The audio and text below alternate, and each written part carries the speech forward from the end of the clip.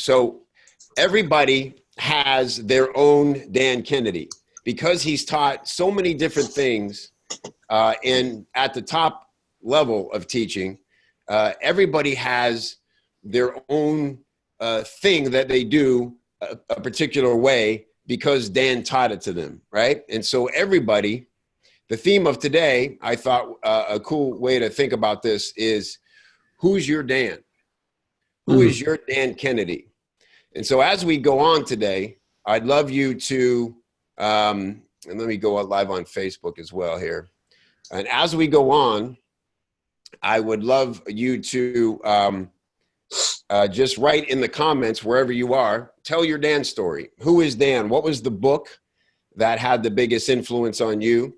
What are the certain lessons that you always think about with Dan? And what are the things that will impact you? Maybe it's far beyond just business and marketing. Maybe it's something you teach your kids that you learned from Dan. Maybe it's a way you remember to interact with other people. You know, Dan always said that far beyond the commerce, he always saw his business as a relationship building business. That's something that I know Brian talks about a lot and is maybe the greatest lesson we can take. So I want to start hearing from our amazing guest here. And I'm going to start with Brian Kurtz, who, as most of you know, featured Dan at his Titans of Direct Response Marketing. And they've been longtime friends. And you'll definitely want to look for a special blog post from Brian on Sunday. If you go to, Brian will tell you the URL. If you're not on Brian's list somehow, it's time to get on Brian's list and watch for his email on Sunday, sharing some stories about Dan. But for now, Brian, thanks for being here. And I'm excited to hear some stuff. So, just quickly, I'm heartbroken and also inspired at the same time. And I'm going to read from some stuff that I wrote this morning so that I don't go off on a tangent. I just can get it all out because I've got 3 quick stories and I'm going to tell them all. So the first one illustrates Dan's expectation for the client, in this case, me, happened fairly recently when I asked him to endorse my new book, Over Deliver, with a blurb. I Federal Expressed him the manuscript in lieu of faxing 300 pages and kept my fax machine on 24 hours a day for the next couple of weeks waiting for his blurb. Finally, it came. It was 2 pages, and page 1 began.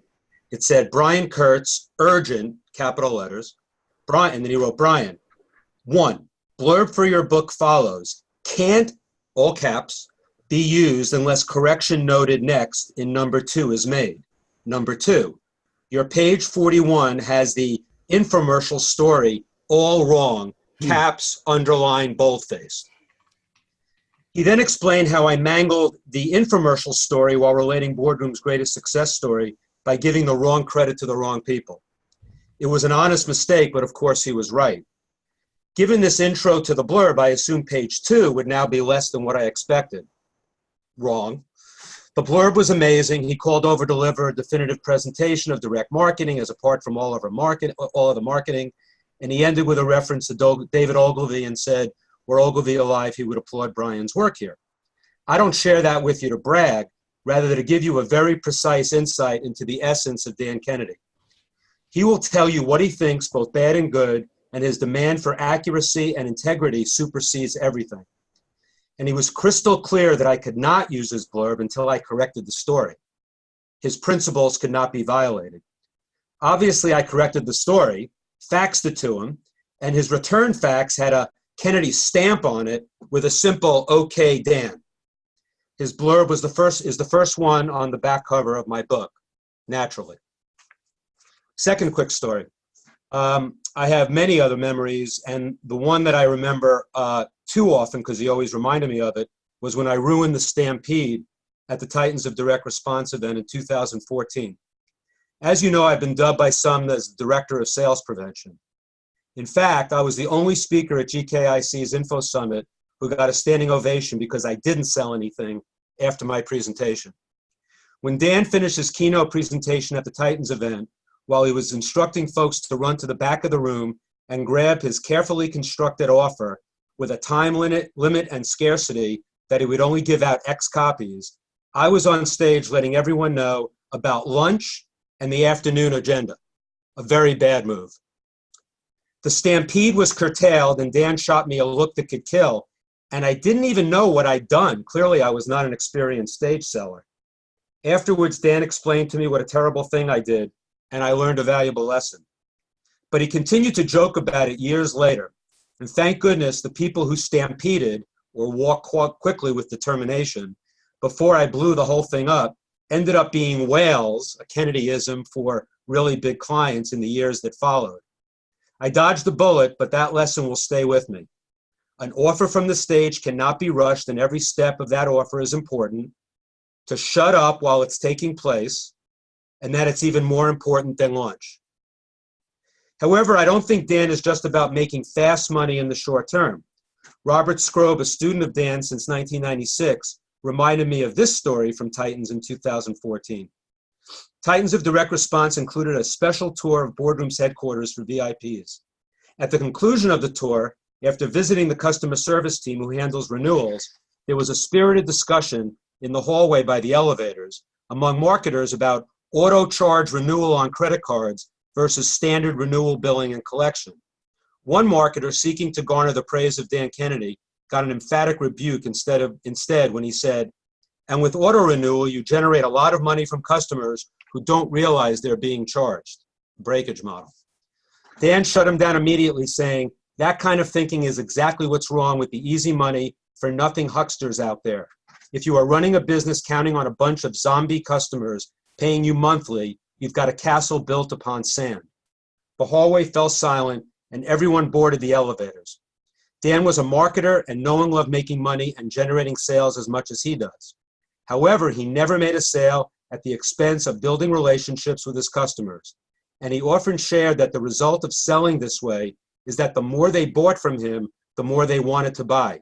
He always delivered the goods. And finally, my last story is an event. This also took place at the Titans event, and it's an event that Dan and I did together. And he helped me pick the speakers, and he helped me with the agenda. So on the way to the VIP dinner at the Titans event, I drove to the restaurant with 3 marketing and copywriting icons in my car: Dan, Gary Bensavenga, the world's most prolific living copywriter, and Joe Polish, the world's most connected man. I could say that Dan is the most connected man without wiring, but I won't. However, he certainly brought more people into marketing than anyone.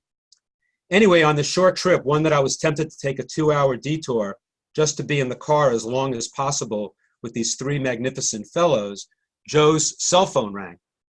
Those of you who know Joe Polish know that he always picks up the phone because it might be an opportunity to help someone. Joe is incredible that way. As Joe was talking to someone, not all that important to anyone but Joe, Dan turned to me, he was sitting in the front, and he said, "What makes someone think it's appropriate they can call you on your cell phone out of the blue and that you'll actually pick up?" The first part of that I don't have a problem with. You can always let it go to voicemail. And you have to understand who Joe Polish is to understand the second part. But it hit me that Dan's protection for his privacy and making it difficult to reach him was part of the overall plan and not a facade.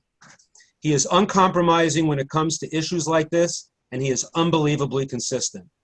He makes it tough to get to him because it increases his value, and it also shows you are serious about working with him or at least talking to him. I think it also makes him much more productive. How would your day be if everyone had to contact you via fax through an assistant? It sounds extreme, but if his ability to read, study, write, and speak at Herculean levels, always being prepared to give his opinion, is a result of this system, it worked for him and he was dedicated to it. And I think we can all take a lesson from him, maybe not as extreme, and make ourselves a little less accessible. I know I think about that a lot, and I submit it to you for your consideration. So those are 3 quick stories. I think I didn't take too much time. I think I took a piece. And I think I'll just end with just a couple of quick Danisms. Please. You know, I spent a day at his house with Marcella and a few other people, and some of the takeaways from that were, you know, one was look for overrepresentation in your audience by occupation, interest, and region. And the only way that you do that is by walking around. He is a big proponent of marketing by walking around. And whether it's in Walmart, whether it's wherever your customers are, in a chat room, in a forum, you walk around, you find them, you find the language that they talk to, and then you develop promotions and things that will resonate with them. Another one is, and so that's different. And then another one is different audiences demand different promotions. And then the last thing I'll say is, and a lot of people have said this, but Dan says it as well as anyone, that the most important number in any business is one, and or the most dangerous number in business is one. One employee, one promotion, one product, one media channel. And I say, if I have one thing to say about that, is that that is the most that's one of the biggest things I think I take from Dan. And I just will say, and I know he's not dead, so I'm just going to say I love him. I have learned so much from him, and I'm going to miss him terribly when and if he's gone. Thank you, Brian. It's beautiful. Really appreciate it. Appreciate you being here and your time. And it's remarkable. I know you, in some ways, introduced Dan to a wider audience through Titans, ironically, because he was your whale for you to land so that other people would kind of legitimize the event, as you've taught me many times. You got to land your whale. We got the Shamu. But I'll say something there too, that you know, Marty and I and Dan kind of swam in different pools. Like, we were more in the traditional direct marketing. Dan, for lack of a better term, was in info marketing. But the Venn diagram of that shared audience, he brought many people to me and Marty, and you know, I brought him to a lot of people too, and Marty did too. So it was an amazing symbiotic relationship that I can't even describe, and I'm so blessed to have had so much interaction with him. You know, I want to go inside behind the curtain for just a second, Brian, because I got to say, man, the thing about Dan, and this will come as a surprise to no one, is that he lived every bit of what he preached as a marketer. And I been fortunate enough to be in your Titans mastermind group, masterclass group. And at the last event, we were able to spend a day with Dan in Cleveland. And when I returned home from the event, I received an amazingly valuable package from Dan's company. And it included a letter for me to join the Inner Circle, and also 2 books. And what struck me was the books were so perfect for me. And I don't know if I applied that thinking or if they did their homework to send out books that they knew would specifically, it was Make Them Laugh and Take Their Money, which the one I had, and then, you know, Selling from Stage, or whatever the other one was. Did you help Dan and his team be specific in those mail outs, or was that? No, he, you know, I just had to, I had to let him sell something because that was part of the deal. I don't sell things at my mastermind, but I, you know, whatever he wanted to, Dan, whatever you want, do whatever you want. You're here and whatever. And no, he did that all on his own. Wow. And the fact that if you got something different than what other people got, that's interesting. And of course, if even if it wasn't, if it felt that way, that's just as good. Exactly. And so the idea of targeting promotions and packages to someone that feels personalized is something that he understood as well as anybody. Right. I mean, I send out packages all the time, and I try to personalize them too. Right. And it's, you know, I got that from him and from Marty. It's brilliant. Yeah, I really thought, I was so struck by that. It's one of those things that I'll keep forever, that whole package just as it was. And because I applied my meaning to it. And that, I think, says a lot about the meaning of the way he taught. So Brian, thank you very much. I want to respect your time. And if you need to go, understood. I'm gonna listen to what these other clowns have to say. Okay, well, on that note, I'm going to go over to Marcella for a bit of continuation on one of the stories you brought up, Brian. And Marcella always has so much to share. If you guys don't know Marcella Allison somehow, she's one of the top direct response copywriters in our industry, respected by all, a great teacher, a great leader of entrepreneurs, and particularly women in business, with her Titanides group, which was born out of the Titans of direct response marketing event. Marcella, I'm happy you could be on with us today to share some. Thanks. I'm really glad that you had me. And I will say that I am not in Dan's inner circle. I am not a close personal friend of Dan. I was very lucky to interact with Dan twice for a whole day, thanks to Brian Kurtz. So the first time was when, because I had helped Brian and David run the hot seat sessions at the first Titans, when Brian infamously committed to 30 hot seat sessions in one day. When he had Dan Kennedy as our guest at the Titans Masterclass, the same thing happened. Because it was Dan, everybody wanted to have a hot seat with Dan. So the night before, we all have a very nice dinner. Brian puts on a great show. I'm enjoying my cocktails. I've just gotten to Cleveland, because of course you go to Cleveland when Dan's going to be there. We go to Cleveland. So we're in Cleveland, and I'm having my first cocktail, and Brian comes up to me and he says, "Marcella, can I ask you a favor?" I'm like, "Anything, what do you need?" And he goes, "So Dan's doing the hot seats tomorrow, and I may have overcommitted. I may have 15 hot seats. I might have told Dan 7. We got to stay on time. Everyone wants time with Dan. Can you help me out?" I immediately put the cocktail down, stop all drinking. I'm like, okay, I'm in. I'm freaking out. Like, oh my God, it's one thing to run hot seats, but it's another to run them with Dan Kennedy.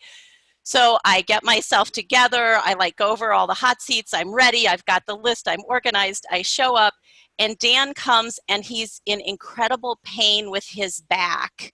And so Brian, I have just managed to calm my anxiety from death threat 10 to about an 8. And Brian pulls me aside. I know you remember this. And he goes, "Now, Marcella, Dan is in a lot of pain. Don't piss him off." And then he says, "Now be you, but not too much you." So now I'm like, shit. So I go into it as a nervous wreck, but Dan is classic Dan. Even when he's being his curmudgeonly, crusty self, he's still like this tell it straight Midwesterner, right? And I'm a Midwestern girl, right? I grew up in Ohio. So we had a fantastic day, and Dan was just, he reminds me actually a lot of doing hot seats with Dean, because someone will sort of be all over the map, and Dan will ask one question that will clarify it. It might be something like, "Do you really want to do that as your business?" And the person will be like, "No, actually I don't. I find that really boring," right? He'll be like, "Then why would you do it?" I mean, he just so straight to the point. But at the same time, he has this great, cutting sense of humor that cracks me up. So I will never forget, Justin Goff had just sold whatever Patriot Greens for I don't know how many gazillions. And Justin comes up, and he's in the high stool. And Dan, because he was in so much pain, wasn't sitting. He would kind of lean on the back of the stool. So Justin's sitting on this stool, and he has on, he's a very sharp dresser, so he has on this gorgeous suit, and he's wearing red velvet Ralph Lauren loafers. And he's got them, hooked on the chair rungs. And Dan's leaning, and he does one of these, kind of like a guy sometimes does. He goes from the top all the way down to the bottom, all the way back up.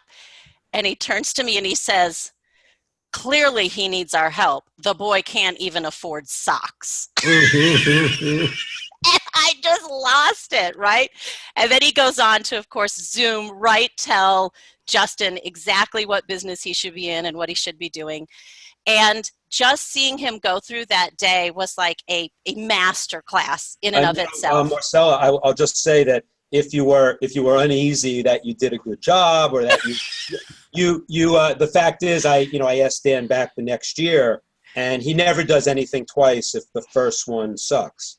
So, oh, good. So I passed. Yeah. So he came back and he was excited as excited as Dan could get. I mean, you don't see nothing, but he said, of course he was such a sweetheart that day. At the end of the day, he actually graciously thanked me for keeping us on time, for making connections. He was lovely. Did you hug him?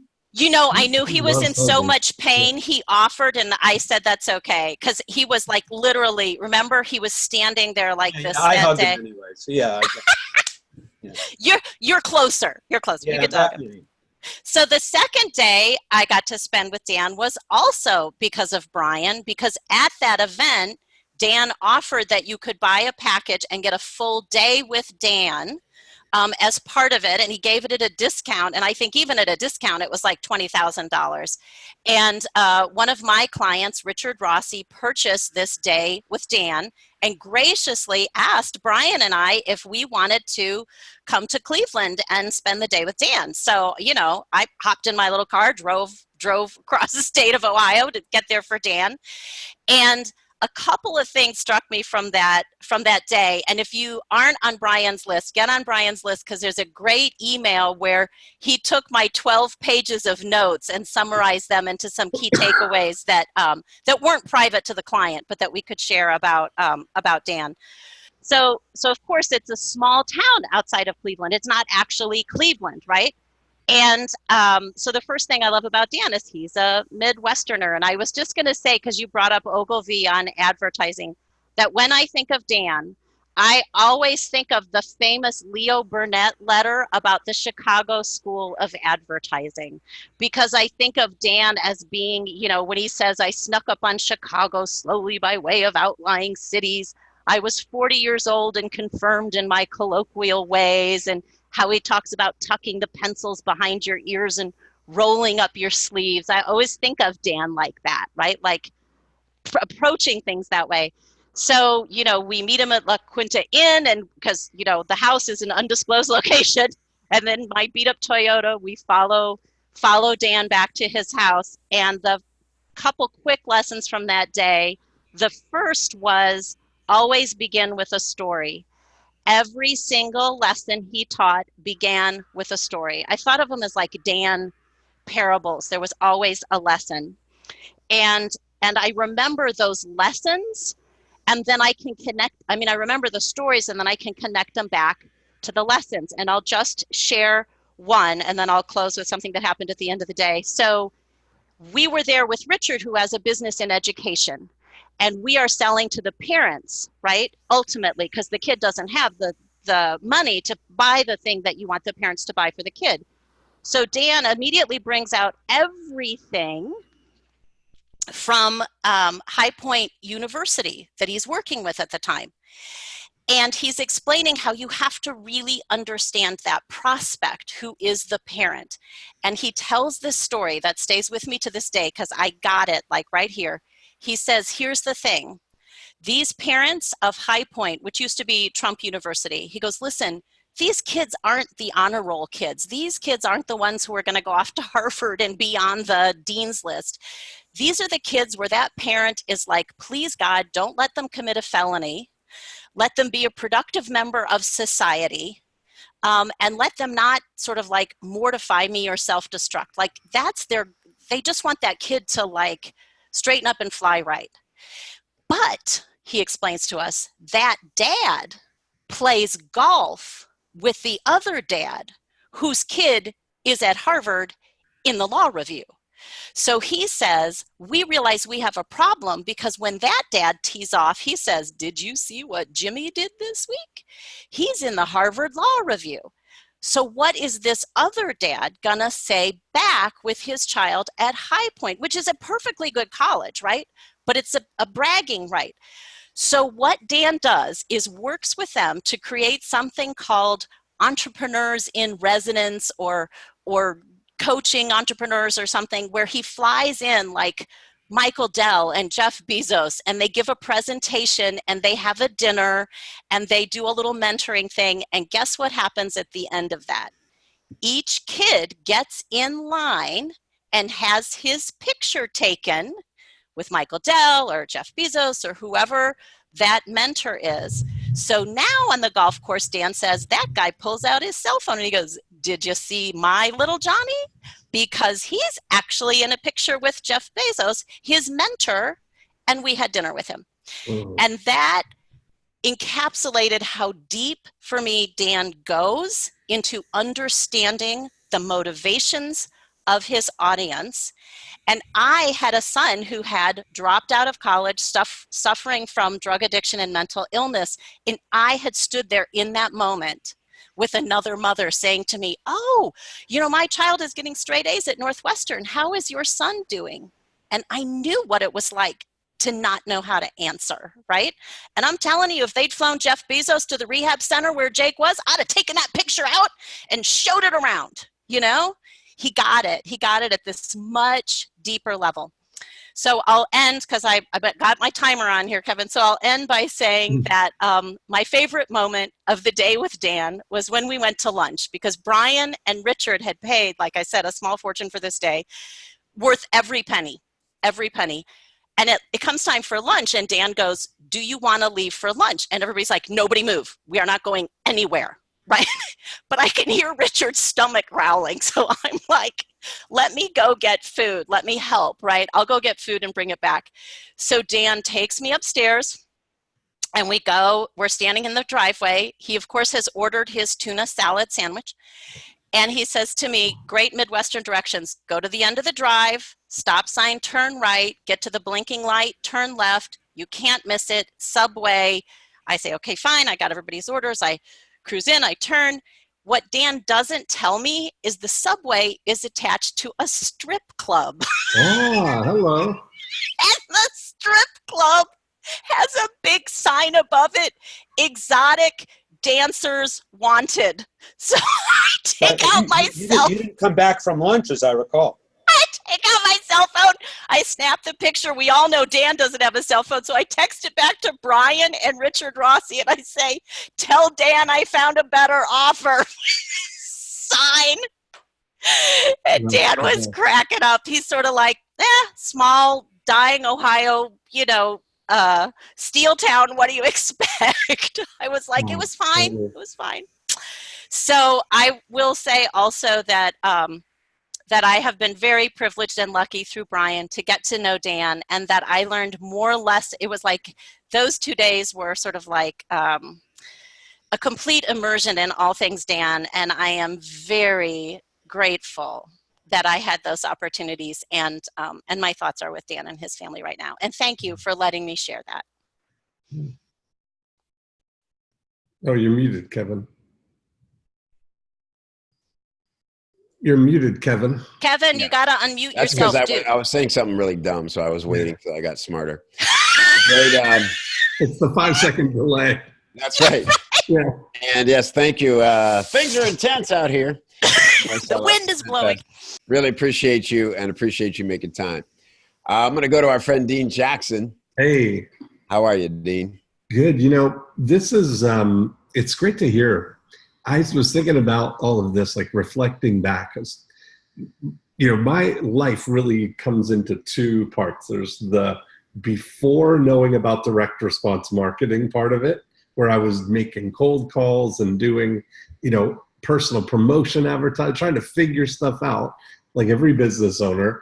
And then there's the post learning about direct response part of my life. And I look back on it, and, the summer of 1991 is like when the Big Bang happened. And I don't know what order it happened in, but all of a sudden in my world were Dan Kennedy and Jay Abraham and Gary Halbert.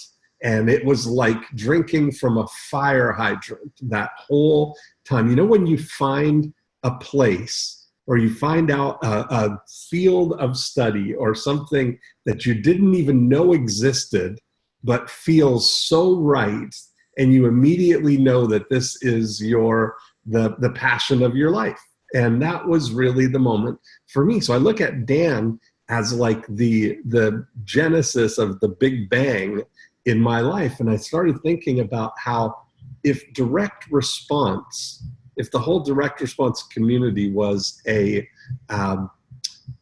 let's call it an MLM. If it was an MLM, that Dan would be my, at the big thing. And I look at the downline of everything that's happened in my life after being exposed to the ultimate sales letter and the magnetic marketing, and to seeing, to hearing and seeing things that I've never, ever seen before. I mean, I look back and I've become, I love marketing so much. That's what we've called our podcast. I love marketing. I mean, it's been the main love of my life professionally. And through Dan, I got to meet everybody on here. The genesis of that has been through Dan Kennedy. I met Joe Polish in, the early 90s. Dan was like the, action central, as John Carlton would call it, for this new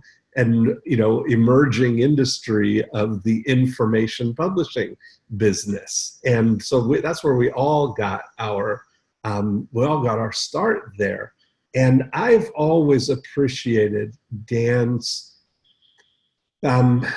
scientific approach to things. Like, he really is not, he's just stay the course. He's on exactly, he's got his way of doing things, which is not emotional, or I think this is the way it works. And I've taken this approach of being agnostic to an approach. What I'm really interested in is the result. I see Dan as a humble person. That seems counter to what you might view him as, but if you take the true word of the humble, is that he's looking for the truth. He'd rather know what the actual best thing is, and he's not going to take the advice of somebody who doesn't have the evidence to back up what their claims are. And so I loved that. I fell in love with that idea of, he talked about accurate thinking as one of Napoleon Hill's least talked about success principles. And when you come right down to it, that's really what he was able to bring on people, is accurate thinking, is know what works. And I was thinking about this a couple of years ago. Frank Kern and I were talking, because we were both like, big Dan Kennedy fans, and we're thinking about, dedicating your life to an industry, to a direct response as a field of study. And we were looking through a newspaper and looking for evidence that direct response even exists in the world. And we were saying how, for a guy who's been dedicating his whole life to promoting and getting that word out there, if you just look on a day-to-day basis, there's very little evidence that direct response even exists. And yet everybody that has come across it, it's completely changed their life, changed their business life. And there's still so much work to do to spread the word, to get the news out that this is a better way. I look in my mail every day, and I look for and hope for somebody sending something that I know you guys have all seen it. When you get something or you see something in the field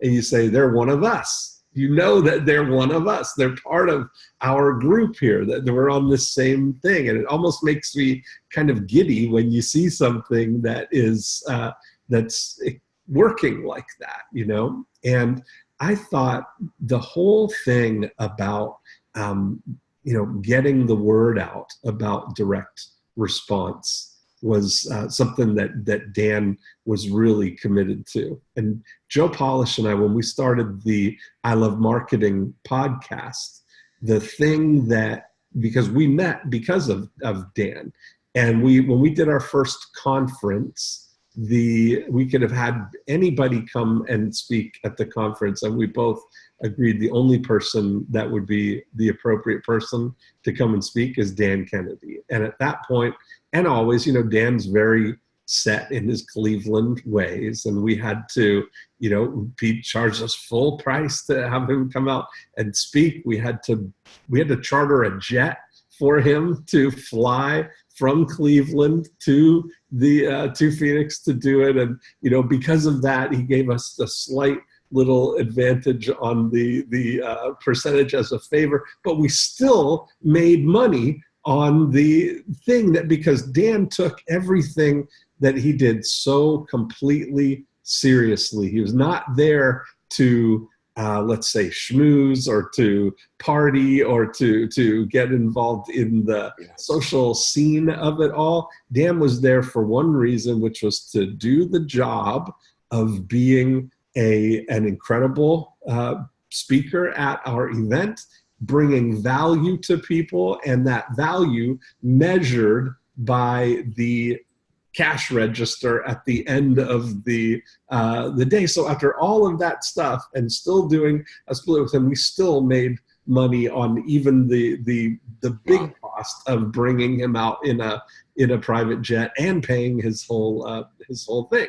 But I've made so much money as a result of things directly taught to me by Dan. I remember being in Cleveland at one of the early info summits, and Dan sharing some words that I had never heard before, never heard him say, is the idea of sending the bill to the herd. And it was so amazing to me that I just thought about that. I mean, it was so funny, first of all, that he thinks of it. We're all his herd, right? Like, you're going to brand us and just corral us all together. But what I got from that is basically the actual practice of what Zig Ziglar says: you get anything you want in life if you help enough other people get what they want, which is make an offer that's valuable to people so that they will that they can get value and exchange money so that you can get whatever you want.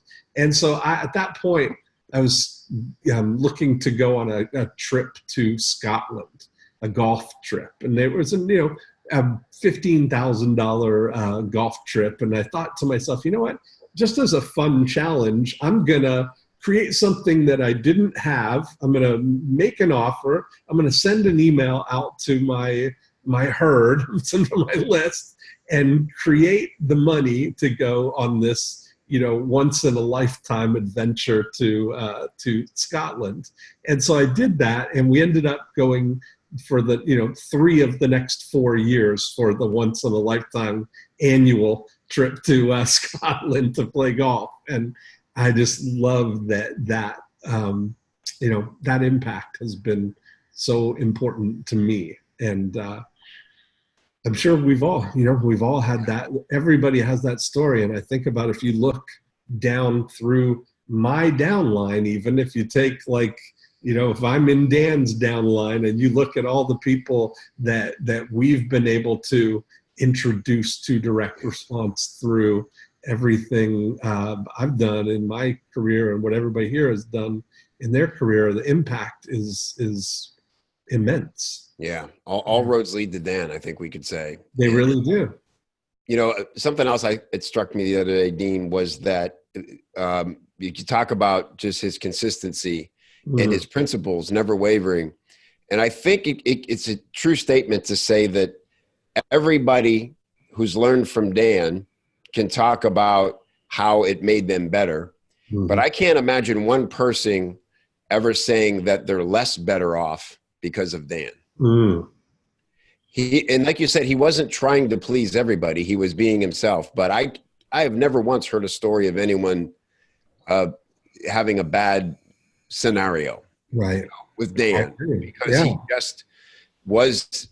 He held that integrity, and I think he could be gruff because he knew it was his truth and it was unwavering.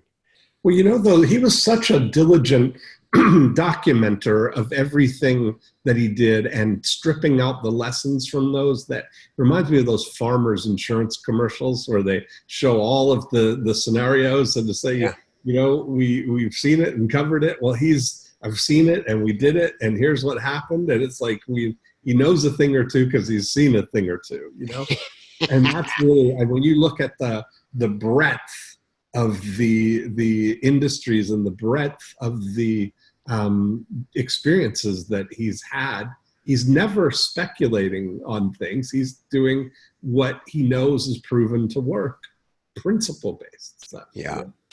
Amazing. Thank you so much, Dean, for sharing that. It's beautiful, and I really appreciate you being here. I'm going to, because we're talking about Dan's principles and how he handled live events, I wanted to bring Melanie Warren on, because Melanie, we were just talking last week, I think, because Melanie, you attended Dan's most recent event, and wanted you to maybe just share some of that experience, because Dan was very ill during that event, and it struck me the sacrifice he made and the accommodations he sought to perform, to pull off the event. It sounds like anybody else with any less degree of commitment would have clearly just canceled the event. So thanks for being here and telling us about it. Thank you. So yes, I run my life through a series of Post-it notes. And so I keep a Post-it note that says, attend this conference, and number 3 is always empty. And so I was looking for what's going to be my event this year. And I had an opportunity to go visit and take a class from Dan. I'm like, that's it. I'm making the sojourn. And we get there, and it's everything everybody says, by the way, about Cleveland and the hotel. Like, none of that's exaggerated. And so we get there and we're in our seats, and there's a projector, and there's Dan, and everybody's already ready. Like, we have no idea what's going to happen, but we're ready.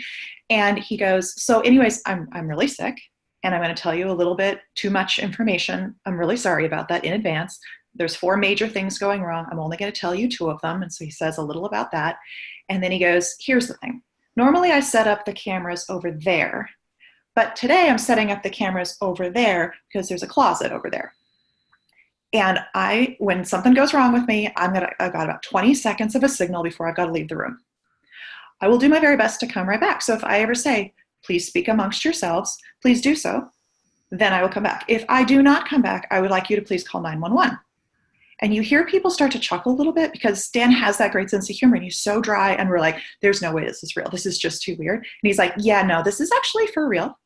And my doctor wants me to be in the hospital right now. But that's, never mind, I'm teaching this class. If for whatever reason I cannot continue, I think I've maybe got 30 minutes to an hour between episodes. We're going to go minute by minute. If I cannot continue, I will reimburse you guys. I will cover your hotels. I will pay for your flights home. I'm really, really terribly sorry. Anyway, let's begin class. And he starts teaching this class. And I am mind blown. Like, what do you have to say next that is so important that you are in class rather than in the hospital right now? So it didn't matter what he was going to say. I was writing it down. And then we get to the end of class. He was too sick to pose for pictures. We get to the end of class. He's like, I hope I see you tomorrow. And he leaves.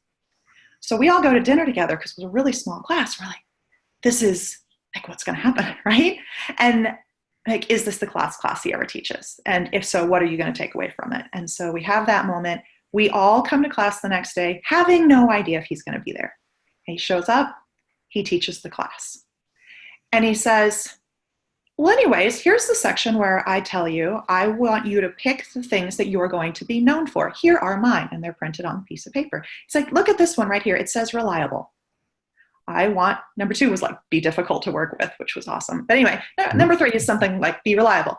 And he said, I would actually really prefer that you guys never tell this story to anybody, but I know that's not going to really happen. So here's the way this goes down. One story is, oh, that Dan, I flew all the way to Cleveland and he flaked out and he didn't even teach that class. I cannot believe that. Story two is, Dan was sick as a dog. He taught that class. The man's inspiring. And he said, you know, pick your story. You're going to be known for something and you get to be the one that decides what that is. I'm going to be known for these 5 things. You need to pick your 5. Wow. And I, like, in the moment you feel it, and then a couple days later, and then I get the message that, like, this isn't getting better.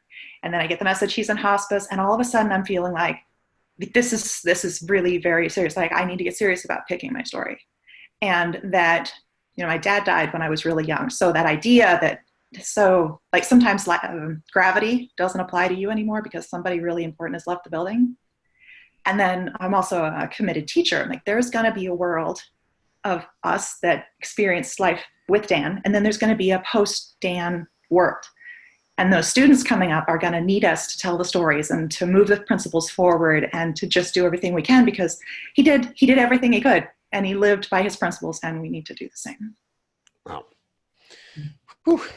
Thank you for sharing that, Melanie. It was beautiful telling of it. Very significant and so Dan. Yep. Really appreciate you being here with us. Yeah, that's the thing. I think that we've seen so much of this week, just the outpouring from everybody across the industry and the shock of everybody hearing that Dan's not well. And, you know, again, to be able to celebrate Dan and who he was, you know, throughout his life without waiver is really very special, something we can all aspire to. Let's talk to Lori Haller, who I know had the opportunity to work with Dan more and more as her career goes on, and is here to share your stories. And who's your Dan, Lori? Hey, Kevin, thank you so much, and thanks for inviting me today. I was going to share a story about our day with Dan, but so many have shared that already. I think it's a little bit embarrassing, but I will share this, and it will shed some light on the Dan-ness. We were just finishing up an AWAI event in Delray Beach, Florida, and Dan was the speaker. And Brian Kurtz and his wife, Robin, a couple others, and David and I decided that we were going to all get together and have dinner. So it was Dan Kennedy we were talking about having dinner with. It wasn't just any person. So it was very painful to try to figure out what was going to be good enough for him. Right. And of course, we went through all the list of the restaurants that everybody liked, and we chose this Chop House, Chop 432. You guys might know about it.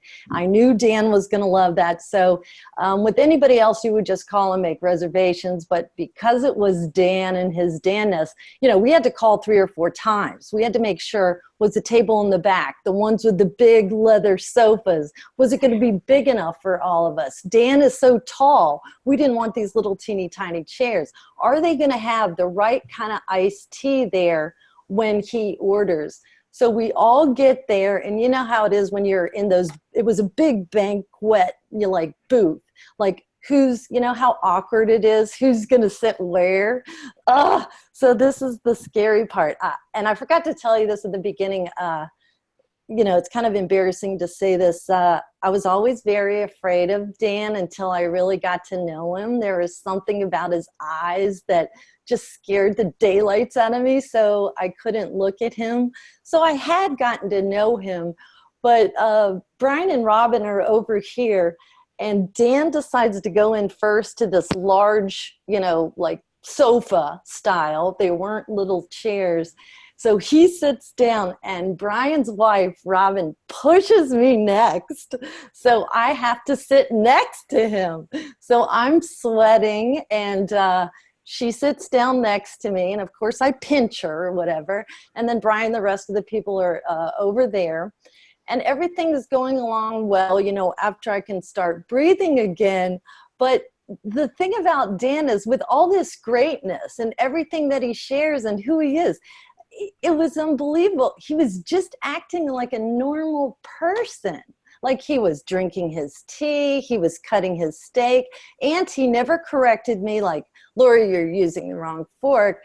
But he was just so warm and open and giving, like he is. And I didn't know that about him. I had worked with him. I'd spent much time speaking with him and being in events, but he just hunkered down and talked about life, his family, learning and training, but really he was just a real person. Then the lights went out.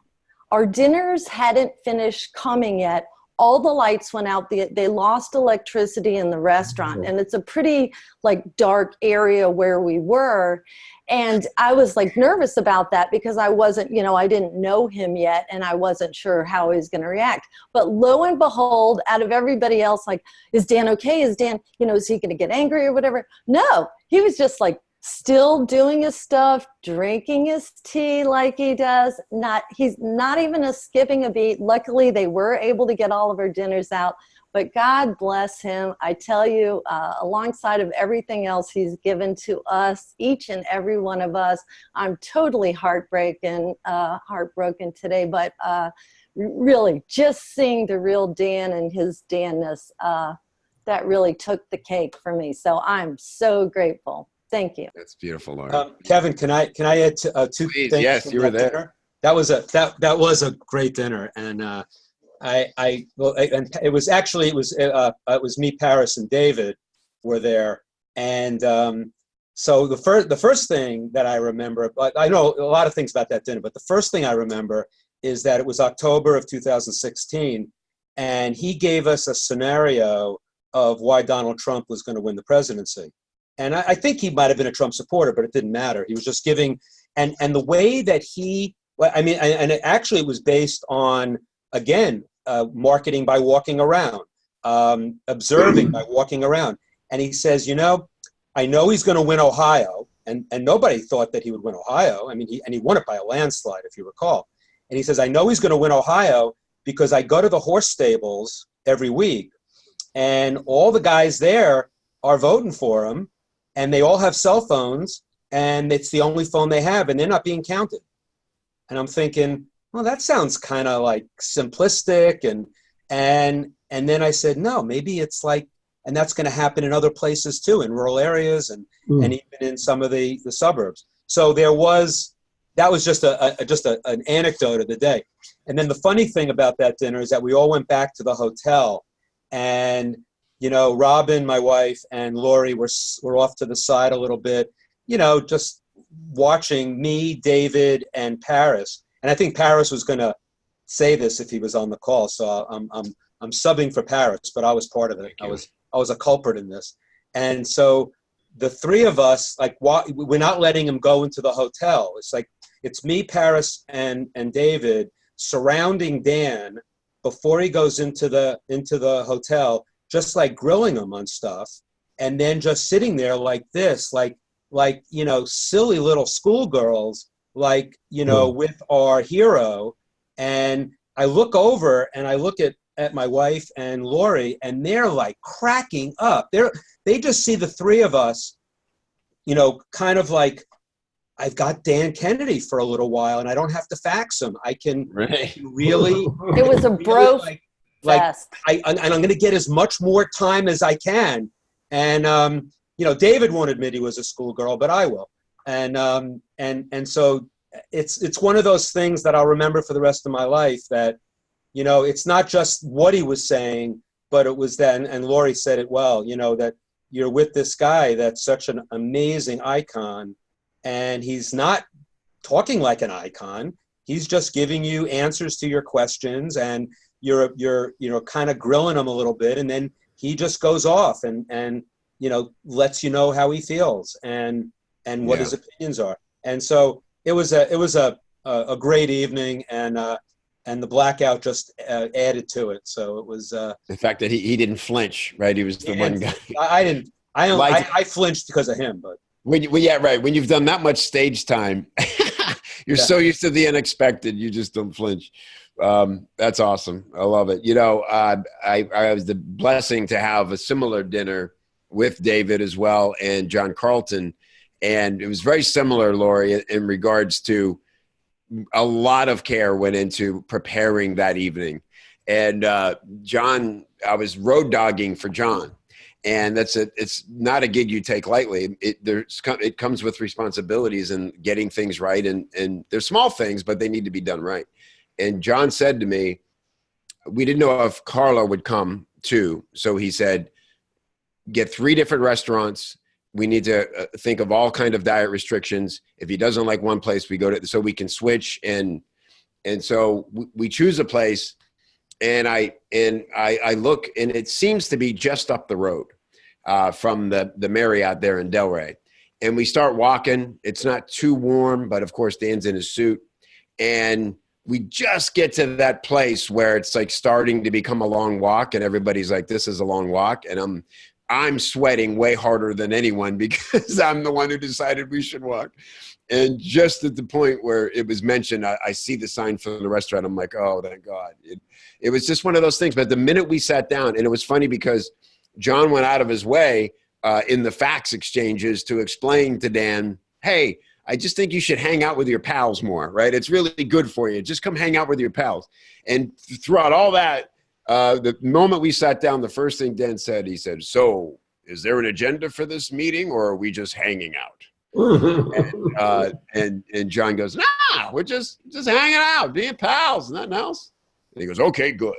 And then launches into the story of Joan Rivers' funeral, which he had just come from like a week earlier. And we're pounding the table with laughter. And again, just sitting at he loved holding court. It's the only thing that makes sense when you're sitting with Dan. Like you said, you don't have to fax him. You have his attention. You just, and fortunately he's happy to accommodate and answer questions. And it was a couple hours I'll never forget ever. And on that note, David, I want to apologize. Paris did try to call in. Unfortunately, I can't, it did not show up where I could bring him on as a panelist. So unfortunately, we're not able to hear from Paris today. He is in Greece, so he wasn't able to log on normally with Wi-Fi, but he did try to get on and sends everyone's his regards.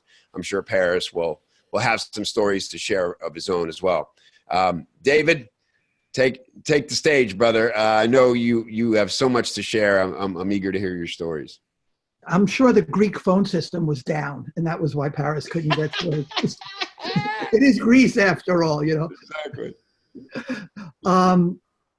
You know, I wanted to, Kevin, are we good on time? I want to be mindful of. Yes. Okay, good. Then I'm going to take about an hour to. All right, perfect. I think I've probably known Dan longer than most people on the call. We first met in '92 at the Gary Halbert Key West seminars. And he was just this guy from Ohio that I had no idea about.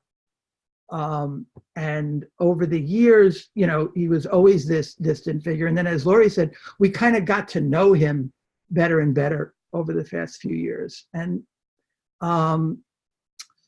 the story that, you know, about the, you know, how you get to spend, like Brian was saying about spending time with Dan, all of a sudden you find yourself with Dan. I have kind of a story like that where I was sitting in on an AWAI seminar that he was given, and the alarm went off. It wasn't a fire alarm. It was like a intruder in the building. So like, you know, like some sort of event has happened, some sort of, maybe there's an intruder or something, but everybody's got to leave the building. So everybody gets, you know, Denise is herding everybody out of the room. And, you know, Dan and I both independently did a kind of a cost benefit calculation and figured like, it's just the small chance that we're going to save our lives by fleeing is just not worth the effort of getting up and going with the herd and, you know, being like one of the sheep leaving, you know. So both of us find ourselves like sitting in the room together, you know, by ourselves. And we have this wonderful, you know, it's like Ryan, all of a sudden you find yourself with Dan Kennedy. And of course, Dan is so great at being able to instill in people how much his time is worth and how inaccessible he is and how hard it is to get time with him, you know? And so when you find yourself like all of a sudden they're with him, you're just totally like, it's like you've won the lottery, it's like you've gotten eternal life. It's like all these, things all in one. And so we just had this great conversation, for 15 minutes. But, so much of the things that people said just reminded me of things about him. When Melanie was talking about how he showed up and taught that seminar, it made me think, it's that he is so reliable like that when it comes to showing up. Like, of all the people, when I did my teleseminars, a couple of years ago, and Dan was going to be on, of all the people, everyone else I kind of had to worry about, are they going to show up?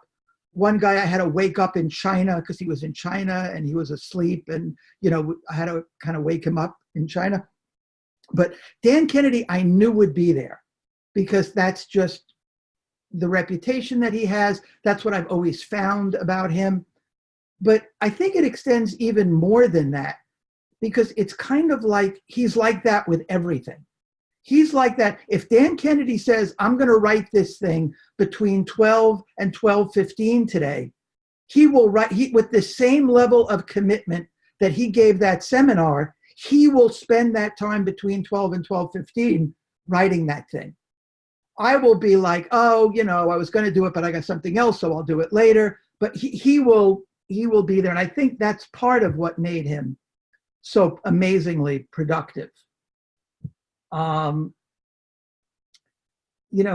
got a chance to kind of be a client of his for the past year and a half, just like, 20-minute call once a month. And I learned so much from that. First of all, just from being a client and what it feels like. Like you could hear all these lectures about client management and how Dan manages clients. But when you actually are a client and you feel yourself being managed, and like it's an incredible experience. It's like, wow, I'm never going to call him. I'm not going to do this. I know to do this. I know to send the stuff 10 days beforehand, or it's not going to get looked at.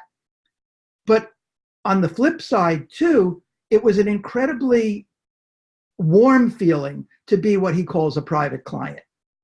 You get stuff in the mail, you get a, client briefing packet that he sends out. If he finds clippings, he sends it to you. He mentions you in his little client newsletter. I got to feel that special feeling that he somehow manages to convey. And I learned, as I told him, and as he quoted me in one of his newspapers, I learned as much just being a client as I did from the actual consultations, in terms of how to manage clients, in terms of managing expectations, so many things. Yeah. I think the other thing that I learned from him, and I think Marcella may have alluded to this, is just the depth of understanding of people and markets. Just how he was, and that was one of the reasons I consulted with him, because it was like, whenever I was like, hey, Dan, I'm working this week for a thing for lion tamers. And he would be like, oh, the thing about lion tamers is they really secretly want to have their head bitten off by the lion, because then they'll be famous and they'll be like immortal. And so there's this death wish that they have when they stick their head in the lion, and like, how does he know this stuff about, all these different segments? It's always, the thing about dentists is, the thing about, thing about chiropractors is, but, whatever it was, lion tamers. Yeah. Okay. He knows the thing about them.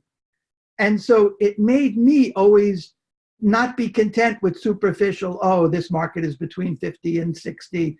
They do this, they want to have their arthritis pain cured, but to go deeper to the embarrassment, people feeling embarrassment because they have arthritis, and they don't want to be looked at as cripples. They don't want to be looked at as lesser.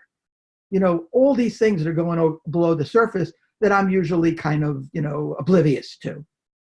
He really taught me to look beneath the surface.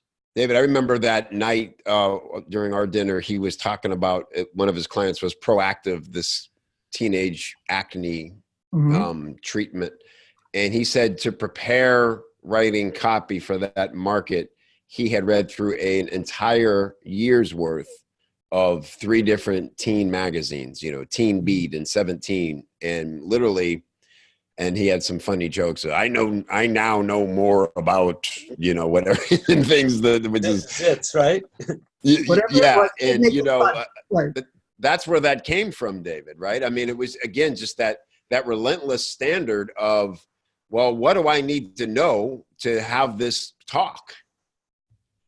Sometimes I think really the difference between, you know, the thing that makes great copywriters is really they just put in more effort to stuff like that. You know, he's willing to read a year's worth of back issues. You know, he's willing to go out and talk to people. He's willing to hire readers, you know, to read the stuff and tell him where he's still not getting, you know, the exact languaging right. Yeah, you know, it's marketing. It's clearly marketing by walking around. I mean, that's, you know, we do list selection off a data card or off or talking to an affiliate or something like that, and he does it by walking around in the places where they are, and it is amazing. And I also, it goes back to, you know, if you spend as much time, if any of us spent as much time managing, you know, how much time do we waste on emails and just the day-to-day correspondence with people, whereas he has it managed through fax and an assistant, that he needs that and that's why he can be so consistent and reliable, because he sets it up that way. He sets himself up for success, but, you know, it takes a lot of work to do that. But he's willing to do the work to do that. And it's actually, there's no one I know that has ever done that in that I've met. That to the same degree. And a lot of work, and I think a lot of a certain kind of discomfort. You have to be willing to, you know, piss people off. You have to be willing to be uncomfortable. You know, like it's 12 o'clock. He wants to eat lunch, but no, on his schedule it says 12 to 12:15. Work on the, you know, on writing this thing. Right. Yeah, that discipline. And again, I think when you go to those lengths, that's why you can be bombastic in your writing. That's why you can go be gruff and harsh and do the things that we know required to get people to sit up and take notice, because we can back it up and it's our truth and it's unwavering. And I think, to me, that's one of the great lessons. It's just how he went about doing the things he did, why he has so many bestsellers out there when all of us toil over the one book or, you know, a couple of books, and he just sat down and did the work. So if anybody wants to share a final thought, I'm happy to give the floor over to you. David, I didn't want to interrupt. You were on a great roll there. If you had more, please. No, I think the last thing I would just say is, overall, I think the biggest lesson I got from Dan, that it's possible to live your life and to run your business the way that you want to. You just have to be willing to do it. You know, you have to be willing to make other people uncomfortable. You have to be, you know, and I'm so bad at boundaries. And you know, he's really one of the people I learned boundaries from. You know, he's got boundaries that enable him to live his life the way he wants to and run his business the way he wants to. And that is, you know, it's like people say, oh, I could never do that. I could never not answer, you know. Well, yes, you could. You know, Dan is living proof that that is possible. You know, that it's possible to run your 100%. life and your business the way. That's right. You get to choose. That's why we do this. And that's the beauty of sharing direct response with people. It's about having control. Dean? I think what would really be useful for people is to read his biography, his autobiography that he wrote. I forget what it was called. Do you remember what it's called? Some Unfinished Business or something like that. Just some densely, you know, written book, and you get a lot of insight into what shaped him into a lot of these principles. I found it really fascinating, and it's like the modern day my life in advertising kind of thing, you know. And I think that I'm gonna reread that again. That's a great idea. I will learned look for that. I today- actually don't know about that book. Does anybody know the title offhand of that book? My Unfinished Business by Dan Kennedy. Thank you, Tim. Yeah. Marcella, final thought? No, I just have to say the stories. I think the best way we've honored Dan is honor him is by telling all these stories, because as brilliant as he was at a marketer, of everything that I will remember about Dan, and do remember about Dan, is that he is an incredible storyteller. He has great timing. He has great comedy, has great, and that you get the lesson because the stories are so crafted. They come off like they're just off the cuff, but because Dan, he's thought about that. He's crafted it. He's made that lesson sit home. So as a speaker, it's something we haven't talked about, but as a speaker, the thing that he taught me was the power of using storytelling on the stage to capture attention. Love it. Great. Lori? Oh, you did. There you go. Yeah, I guess I was just going to say the last thing I didn't share during the big restaurant story was that there were a couple side dishes out there, and this says a lot about Dan. He loved this one. I forget what it was. Brian, you and your wife might remember, but he saw that I liked it as well, and he totally pushed it over and let me have the rest of it. So again, along with everything else, true gem. Love it, Lori. Melanie? Yeah, when I first heard the news, I was on my way to dance class. And so it was something that was on my heart and I wanted to talk about it. So I'm trying to imagine who I can say this thing to. And I'm looking and there's one woman and she's in marketing. And then I realized, oh wait, she does different marketing than we do. She's not going to have any idea. And that was weird to me, that there's a world where people don't know Dan. Oh. And then I was also scanning for the rest of the room. There's 35 people on this team. They're all friends of mine. And I started realizing that they all do jobs where in their industry, there are no heroes. And that we work in this quirky, off the wall, maybe quiet industry, like not enough people know about it, but we have heroes and we celebrate our heroes.